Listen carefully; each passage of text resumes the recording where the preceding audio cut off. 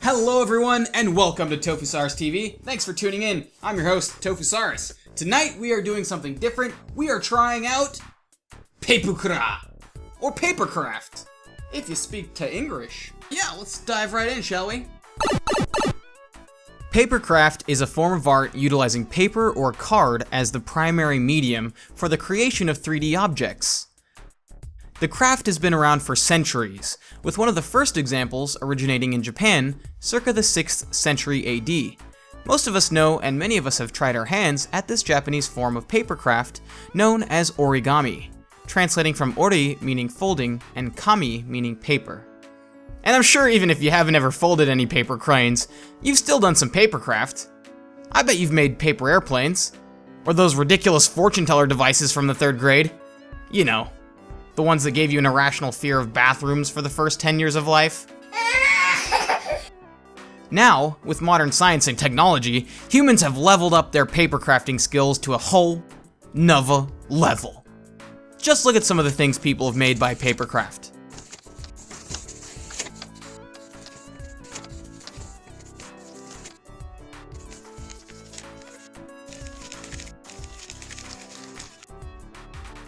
Wait. Go back. Who invited this anime cosplaying jabroni to the party? Wait, you're telling me that's just... You're saying that's made entirely out of this guy's Harvard diploma and some Elmer's glue? Mother of paper. Before we develop a severe inferiority complex, I'm thinking we should get on with the meat and potatoes of this video. Or maybe the paper and the craft of this video? Require additional pylons. Making a papercraft. Tools of the trade. Let's start with the tools you'll need, or will at least help for making papercraft. Papercraft is a fun hobby that also goes easy on the wallet.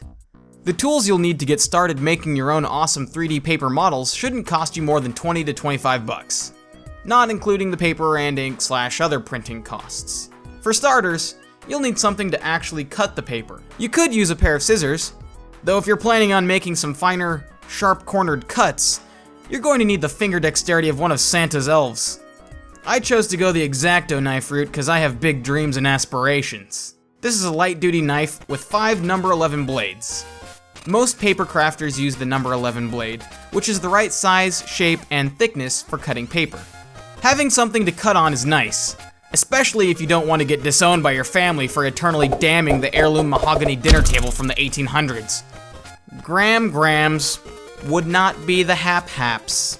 This is a self-healing cutting mat, meaning it's made entirely of genetically replicated Namekian fibers produced in Toei Inc.'s Japanese labs in the Toriyama Prefecture.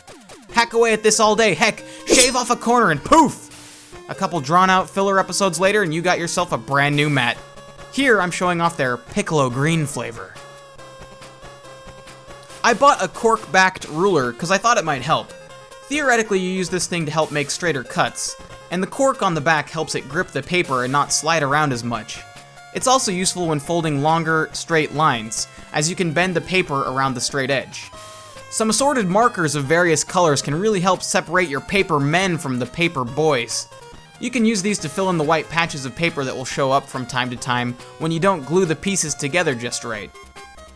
Here are the sheets of paper that I printed my models on. I used a thicker paper. It's an 80-pound cardstock to be exact. I found some sources saying that you can make both small and large models with thinner 32-pound paper. All I know is the models I've made so far with 80-pound have turned out pretty nice. Note the small black lines going around the model. This is where you cut, and the white or black flaps that remain after cutting the whole shape out are the tabs that you apply glue to and use for jigsaw puzzling the whole model together. I also used a dull kitchen paring knife to help with the scoring. No, not that kind of scoring. I'm referring to the process of making a crease in the paper to make folding easier. I also used a Q-tip for wiping away excess glue and a plastic fork tine to apply small amounts of glue. You could also use a paper clip for this.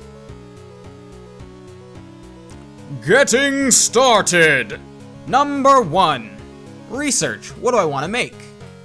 Papercraft can be as simple as cutting out some shapes and folding them in the right places. If you want to get fancy, you can use advanced tools like the aforementioned X-Acto knives and glue to make some pretty awesome stuff. To start, find a Papercraft project that you'd like to make. I really like Papercraft Paradise, Nintendo Papercraft, and Pokemon Papercraft. Links to these sites are in the description below. Number 2, printing. Once you find a PDF file of the Papercraft you want to make, use your inkjet printer and your cardstock and print them off. Alternatively, you could shop around at the local print shops to find out which place prints color, single-sided, 80-pound cardstock the cheapest. I think I paid around 69 cents per page. I decided for my very first Papercraft to go with a simple, yet meaningful project. The Nintendo Gameboy! My very first video game handheld. For a Papercraft noob like me, this project was perfect. Basically just a rectangle. If you cut it right, you don't even need glue. Number 3, cutting and folding. This part is pretty self-explanatory. As long as you can see and have fine motor skills slightly superior to that of a sleep-deprived toddler after Halloween, you should be able to cut some straight lines with a pair of scissors. If cutting with the scissors, my advice is just to go slow. Cut on the lines at all times if possible, but if you err on the side of caution, cut farther away from the color.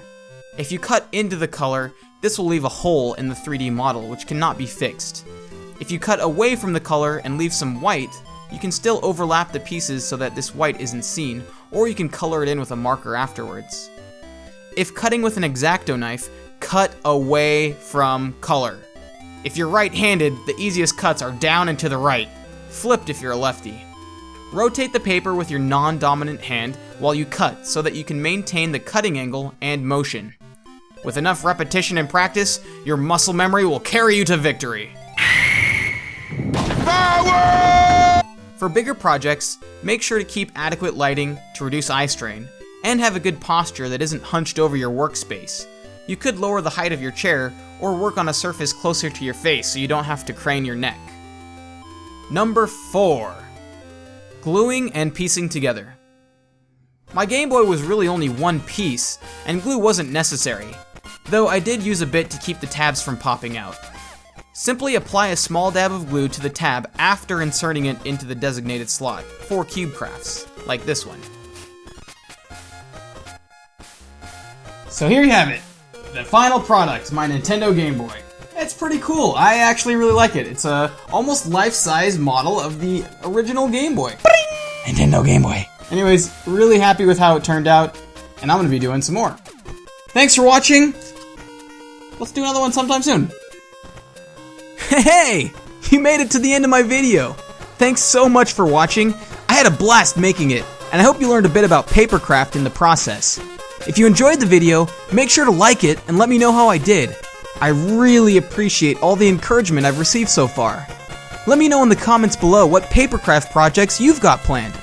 Also, find me on Facebook, Twitter, and Twitch to interact with me on those platforms too. And if you haven't already, check out the snippet from a previous stream where we played a gentlemanly game of Agario. Until next time, something catchphrase.